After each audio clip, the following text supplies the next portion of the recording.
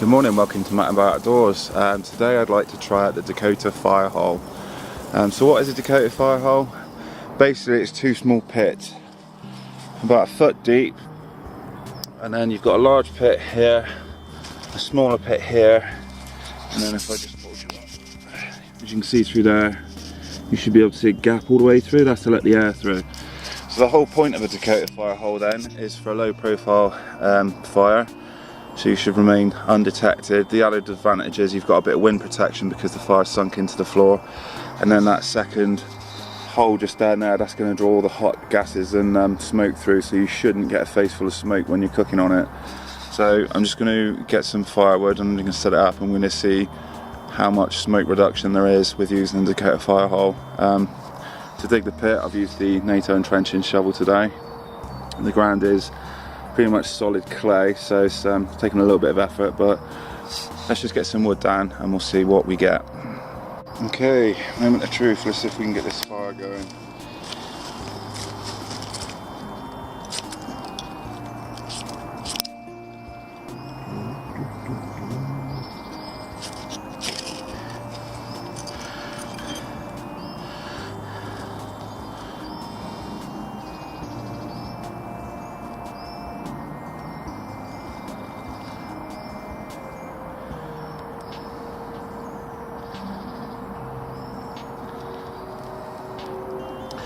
So hopefully this should be quite an efficient way of having a fire. It should use less fuel, it should burn more cleanly,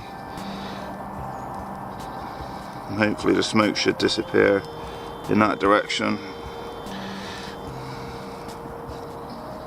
Just move it over there a bit. There you go. So once you start adding your wood, once this is all burnt down a bit, the gases should start flowing up the small hole and out the side. You see it's got an element of weather protection there. It's not particularly windy out today, but if it was windy, this should stop the smoke blowing around too much.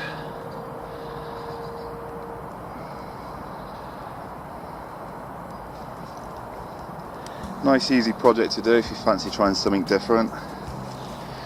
It took me about 10 minutes just to dig this hole. This ground's like a lot of clay in it.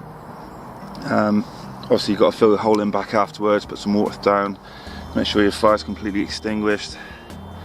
You can see some of the smoke starting to disappear out my little chimney thing there, which is good. So hopefully once that's burned down, things should settle in and should make life a bit easier.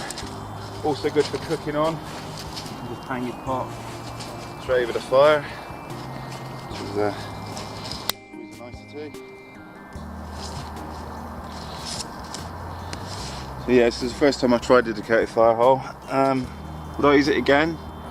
Yeah, probably. If I was out for a couple of days, it's something I would definitely consider using. I say it's quite compact, an easy way of cooking. So yeah, it's one to consider.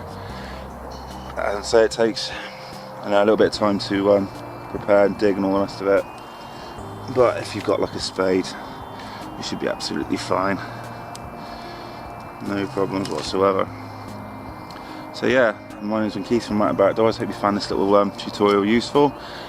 Give it a go yourself, see how you get on, and I will see you on the next episode where I'm just going to have a quick look at the Maxpedition Thermite VersaPack, a little overview for you along with the other products that I carry. So I'll see you soon, all the best.